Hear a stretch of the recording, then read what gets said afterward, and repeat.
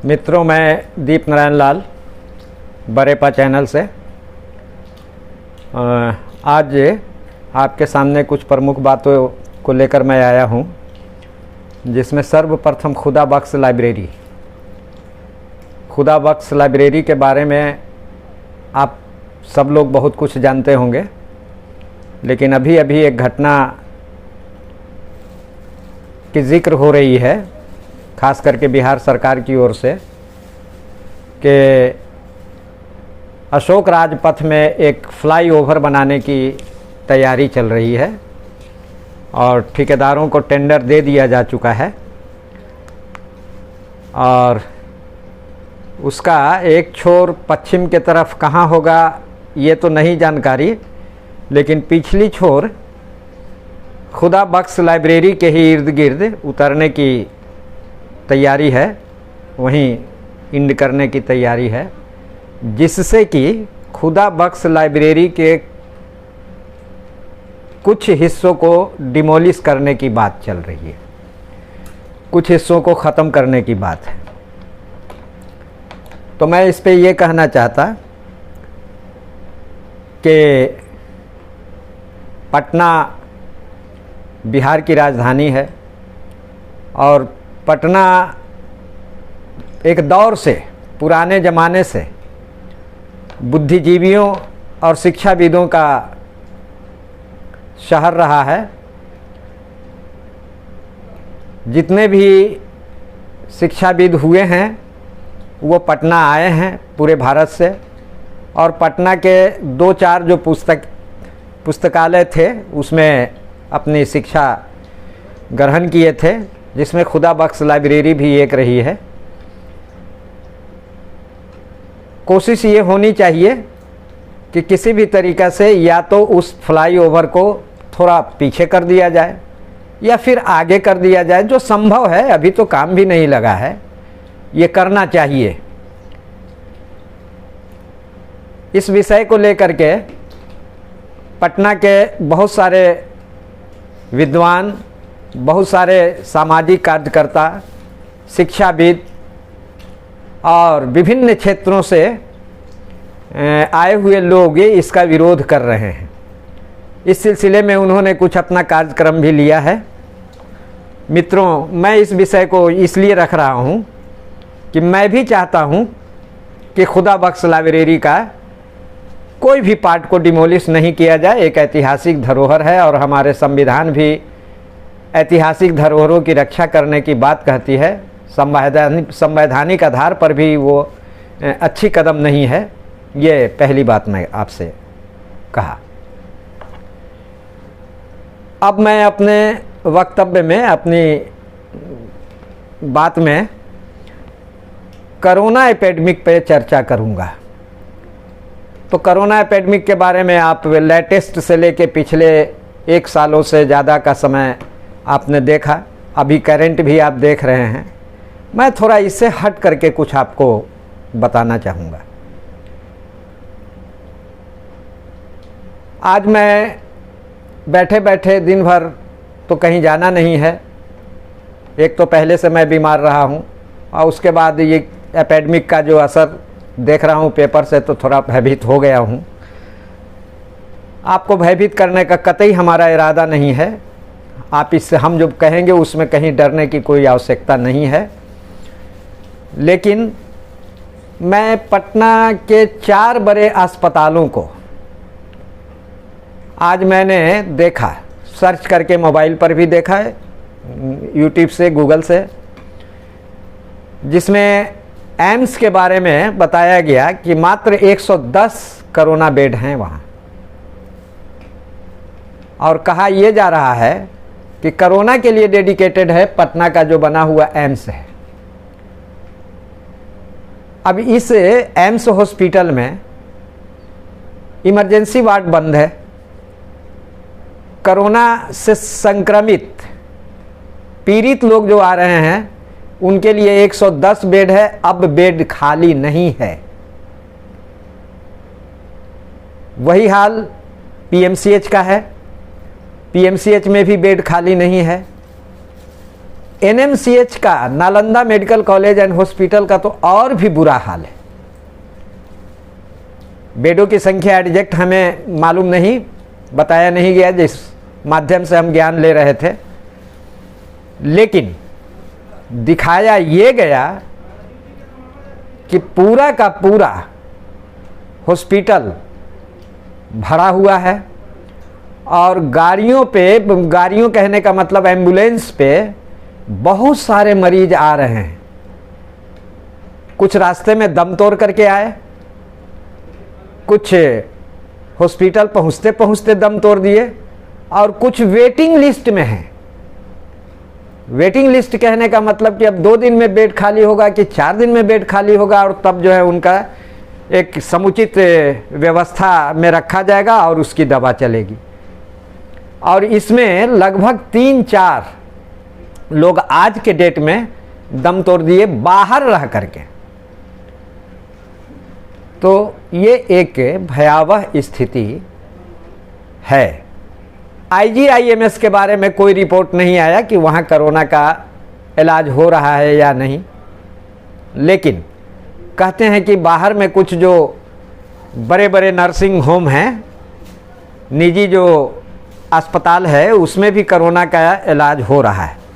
लेकिन हमें लगता है कि ये बात बिल्कुल फॉल्स है। पिछली बार कुछ अस्पतालों को ये जिम्मा दिया गया था, लेकिन आज जो है वो सारे चीज़ खारिज कर दिए गए हैं। अब जो है प्राइवेट अस्पतालों में ऐसी कोई ये नहीं है।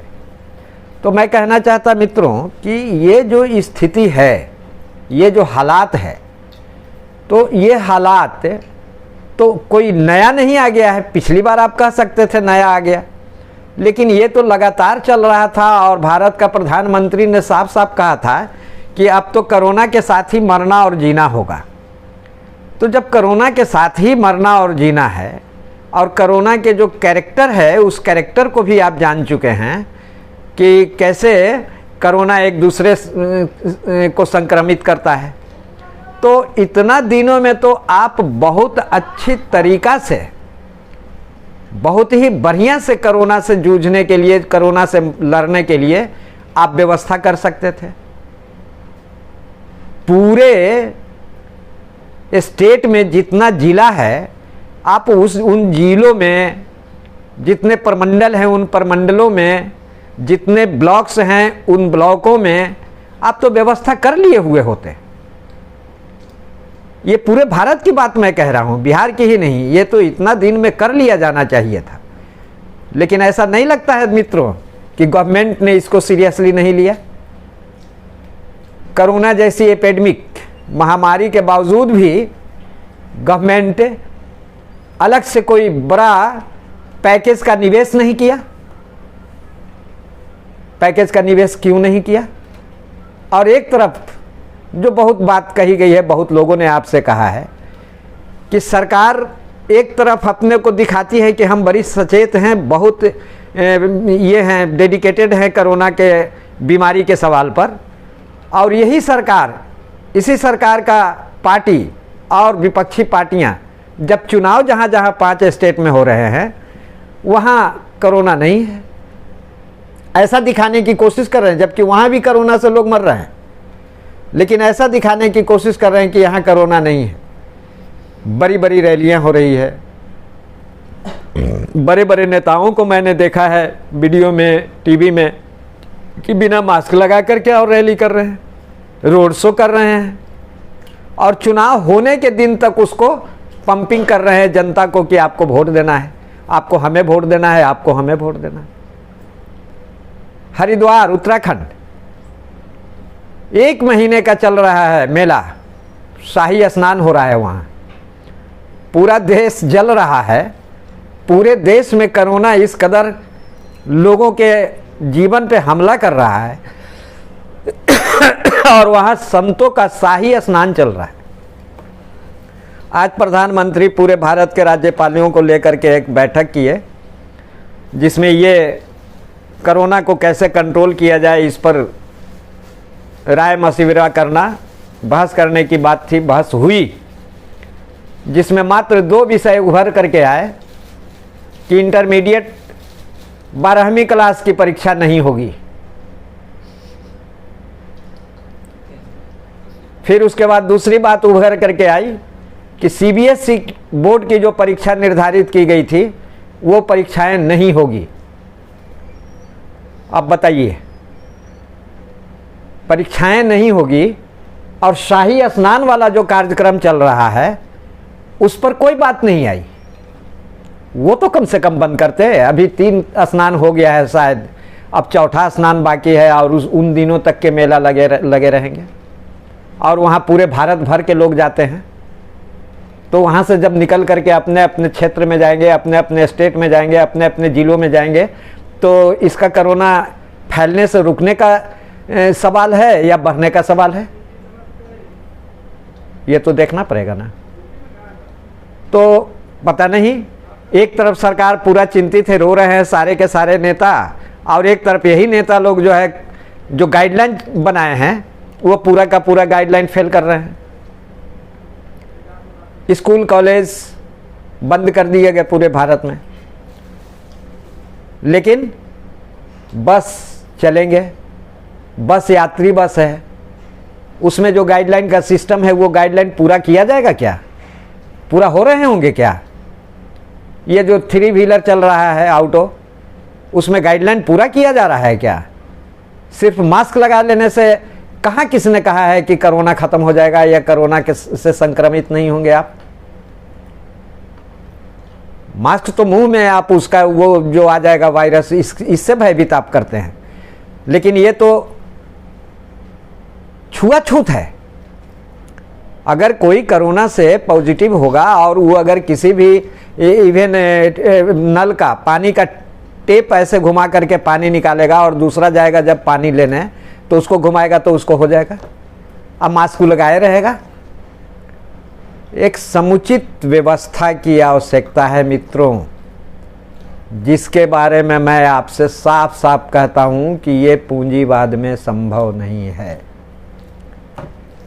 जब तक मुल्क के अंदर पूंजीवाद होगा तो सारी वस्तुएं वहां प्रॉफिट के लिए उत्पादित की जाएगी, तमाम सेवाएं प्रॉफिट के लिए बनाए जाएंगे, उसके सारे चीज बेचे जाएंगे।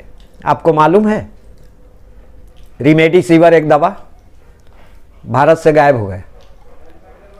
वैक्सीन जो बने थे, तो ये प्रॉब्लम है। वैक्सीन भारत से दूसरे देशों में बेचे गए, यहां बन रहे हैं वैक्सीन, यहां के लोगों के लिए नहीं, दूसरे देशों में बेचे जा रहे हैं। कोरोना में जो ज़रूरी दवाएं हैं, किन दवाओं से लाइफ सेविंग होगा, उन दवाओं को लाइफ सेविंग अपने मुल्क के लोगों की चिंता नहीं है, दूसरे मुल्क में भेजे जा रहे हैं। तो हमें समझ में नहीं आती है कि ये पूंजीवादी सिस्टम, और यहाँ इस पूंजीवादी सिस्टम में अगर हम और आप इस गवर्नमेंट से उम्मीद करते हैं तो वो तो जीरो के अलावे कुछ नहीं मिलेगा मित्रों, कुछ भी नहीं मिल सकता। मरते रह जाएंगे,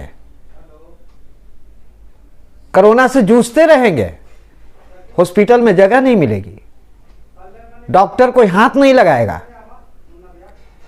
ये जीवन के लिए एक डेडिकेशन का सवाल है, और ये डेडिकेशन कैपिटलिस्ट क्लास में कदापि नहीं हो सकता, कभी नहीं होगा। स्थिति ये आ जाएगी कि आप किसी को अगर 5,000 रुपया भी देंगे, लेकिन आपको कोई हाथ पकड़ करके और बेड पर से या रिक्शा पर से नहीं उतारेगा, इसलिए कि उसको मालूम है कि कोरोना हो गया। लेकिन एक ऐसा मुल्क जहाँ कैपिटलिस्ट सिस्टम ना हो, आदमियत हो, मानवता हो, तो वहाँ वो कर सकता है, चूँकि उसको मालूम होगा कि नहीं व्यवस्था है, हम मरेंगे नहीं। लेकिन यहाँ तो मरने का डर पैदा कर दिया गया है। अभी देखिए, मैं बताया ना कि आज टेलीविज़न पे बैठा था, बहुत देर तक मैंने टेलीविज़न के न्यूज़ चैनल को पलट पलट के देख रहा था, कई चैनल को मैंने देखा। मास्क न रहने के वजह से भारत के बहुत सारे प्रोविंस में पुलिस चेकिंग हो रही थी। उसमें फाइन लग रहे थे, और फाइन जिनके पास देने का क्षमता नहीं है उनकी पुलिस पिटाई कर रही थी। किसी को 2 डंडा, किसी को 4 डंडा, और गुरुजी वाला पिटाई नहीं, एकदम दुश्मनी के तरह पिटाई। बाप बाप चिल्ला रहा है लोग, लेकिन पुलिस दुहत्थे लाठी चला रहा है। ऐसे लग रहा है कि बहुत बड़ा अपराधी, खूंखार आतंकवादी है, ऐसे करके के पीट रहा है। शर्म आती है इस देश पर जहां गांधी पैदा हुए थे। थोड़ी सी भी गांधी की इज्जत हमें नहीं लगती है कि इस देश में बची है। सत्य अहिंसा का पुजारी, सत्यवादी, लेकिन यहां सत्य और अहिंसा दोनों ही मटियामेट हो चुका है। मैं इन पुलिस वालों को कहता हूं, और पुलिस वालों से ज्यादा सरकार को कहता हूं, कि जब पुलिस को ट्रेनिंग दी जाती है, चाहे वो लाठी वाला हो चाहे वो पिस्तौल वाला हो। लाठी वाला से कहने का मतलब कि जो निचली तबके के पुलिस है, और पिस्तौल वाला पुलिस कहने का मतलब जो एसपी तक जाता है। वैसे पदाधिकारियों को भी कह रहा हूं, उनके बारे में भी कह रहा हूं कि जब इन लोगों की ट्रेनिंग होती है तो क्या यही सिखाया जाता है कि ऐसे बेरहमी के साथ अपने मुल्क के लोगों के साथ व्यवहार करना है? डेमोक्रेटिक पाठ नहीं पढ़ाए जाते हैं। ये मुल्क डेमोक्रेटिक है, इस मुल्क में डेमोक्रेसी है, प्रजातंत्र है, प्रजा के लिए है, प्रजा के द्वारा है। तो ये पुलिस वालों को एकदम निहत्थे क्यों, कैसे ट्रेनिंग दी जाती है? इसको तो जनवादीकरण करना चाहिए ना। कभी कभी पेपर में आ जाएगा कि पुलिस आपके मित्र हैं, आपके सहयोग करते हैं। कहीं कहीं चेक पोस्ट पे, पुलिस चेक पोस्ट पे लिखा रहता है हम आपके सहयोग के लिए हैं, लेकिन ऐसा है कहीं? पूरा का पूरा देश की पुलिस का यही हाल है। मित्रों, अब जो मैं कहना चाहता हूं कि जब इस तरह का सिस्टम कहने का मतलब सीधा सीधा सिस्टम से मेरा मतलब यह है कि पूंजीवादी सिस्टम, जहां कहीं भी इस किस्म का सिस्टम है दुनिया में, कोरोना हाथ लगाने नहीं दे रही है। कोरोना आगे बढ़ती चली जा रही है। आप पूरे दुनिया के तमाम कैपिटलिस्ट क्लास, जो बड़ा बड़ा अमीर मुल्क है, वहां आप भी आप देखें, अमेरिका में देखें, ब्रिटेन में देखें, ऑस्ट्रेलिया में देखें, हर जगह कोरोना बढ़ता जा रहा है। कोरोना एपिडेमिक एक बहुत बड़ा त्रासदी बन करके उभर रही है, और वहाँ की सरकारें बहुत दूर तक, जो अमीर है वो कोशिश कर रहा है कि हम इसको पकड़ करके कैद कर ले, कुछ कमी है। लेकिन अविकसित देशों में जिसमें भारत आता है, यहां तो कोरोना से संबंधित जो कुछ भी तैयार होता है वो ले लेता है। जो इनको कर्जदार बनाए हुए हैं वो ले लेता है, देना होगा। आप देख चुके हैं, पिछले बार आप देखे हैं कि अमेरिका भारत में बना, भारतीयों के लिए बना कि किसके लिए बना, ये तय नहीं हुआ। हाइड्रोक्लोरोसिन, या पूरा बढ़िया से हमें नाम याद नहीं आ रहा है, अमेरिका का ट्रंप ने कहा कि भारत भेजना होगा, और ये 2-3 दिन तक के लिए जवाब नहीं दिए, तो उसने एक हल्का सा धमकी दे दिया कि ठीक है, तो हम समझ लेंगे इंडिया से। और उसके बाद ये पानी वाला जहाज से भेजा गया। हमारे यहाँ लोग मर रहे हैं, बड़ा विचित्र हाल है यार। तो मैं अपनी बात 2 मिनट में ये कहना चाहता हूँ कि क्या इस तरह के हजारों त्रासदियाँ आएगी भारत में, हजारों तूफानें आएगी भारत में, गरीबी, महंगाई, बेरोजगारी, भ्रष्टाचारी, ये सब के सब, स्वास्थ्य, शिक्षा, ये सब के सब आपसे तो छीने ही जा रहे हैं। तो फिर इस तरह का जो चीजें होंगी, इसमें भी आप शांत बैठेंगे क्या?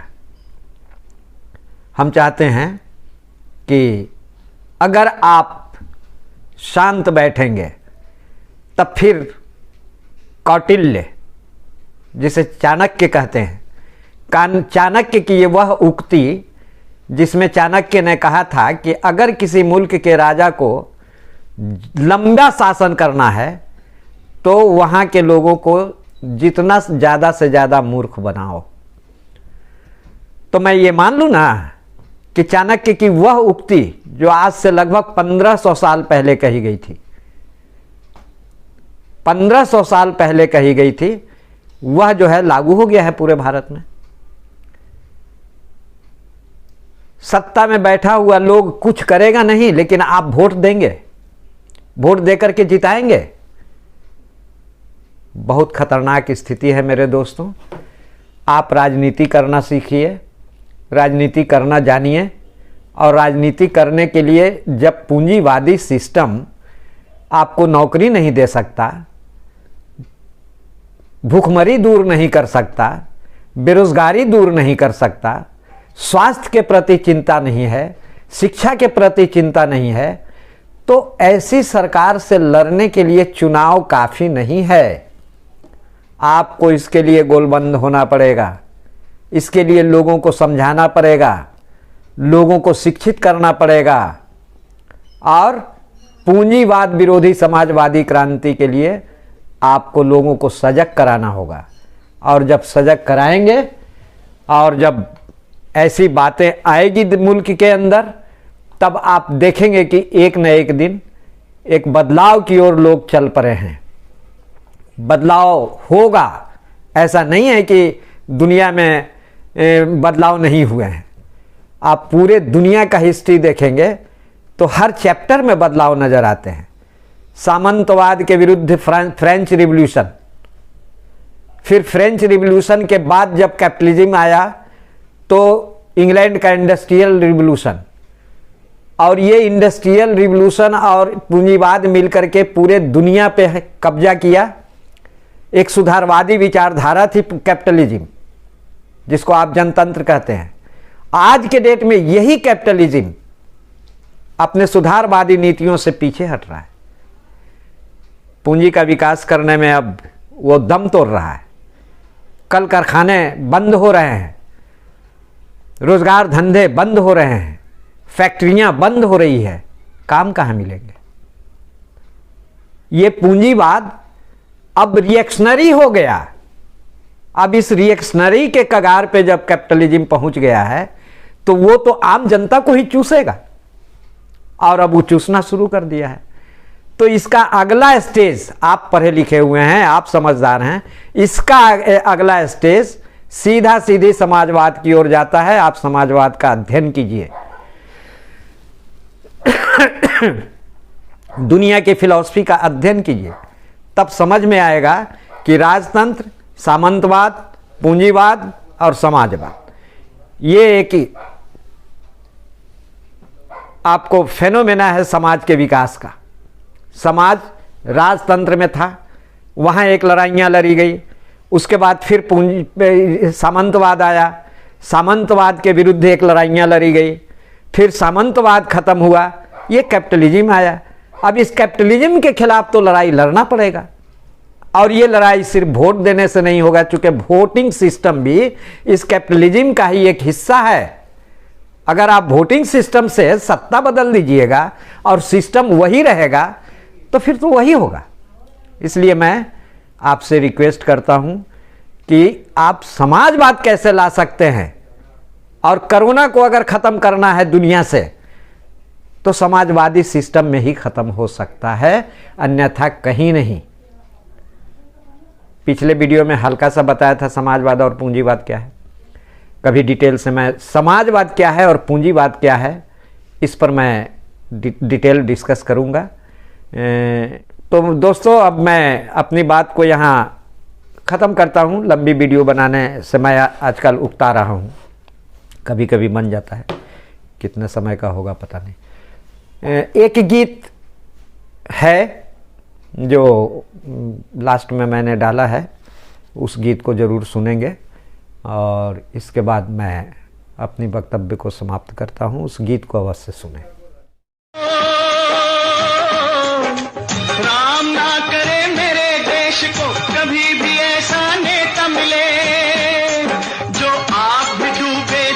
भी डूबे, जनता को भी ले डूबे, जनता को भी ले डूबे।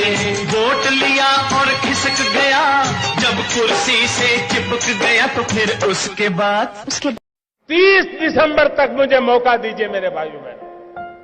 अगर 30 दिसंबर के बाद कोई मेरी कमी रह जाए, कोई मेरी गलती निकल जाए, देश जो सजा करेगा वो सजा भुगतने के लिए तैयार। भारतीय रेल बन गई अडानी रेल। किसे मालूम था कि मोदी जी के आते ही भारतीय रेल अडानी रेल बन जाएगी? कौन जानता था कि दुनिया का दूसरा सबसे बड़ा रेलवे नेटवर्क अडानी की संपत्ति में शामिल हो जाएगा? कौन जानता था कि मोदी जी का लाया हुआ निजीकरण का सैलाब तमाम सरकारी नौकरियां बहा ले जाएगा? जरा इस वीडियो को देखें कि किस तरह भारतीय रेल अडानी रेल बन गई है।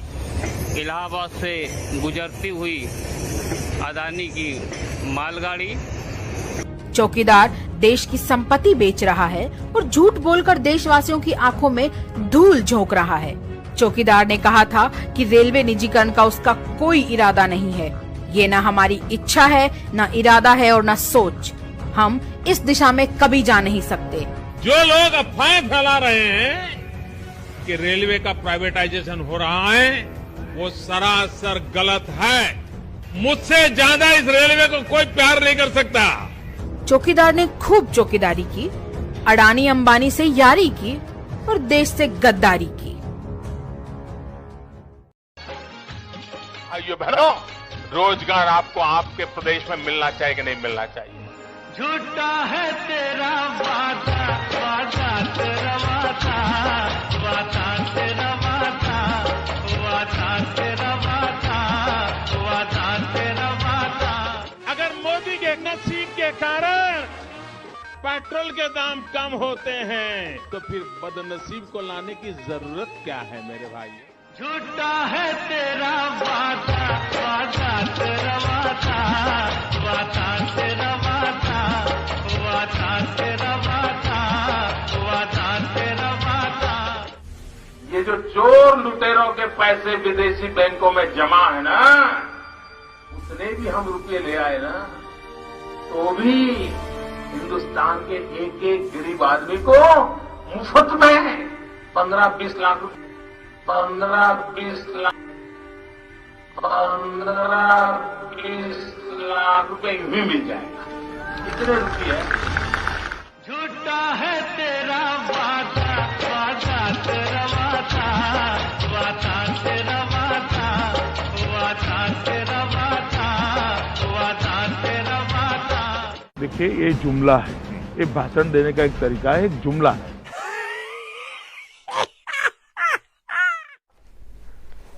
नमस्कार।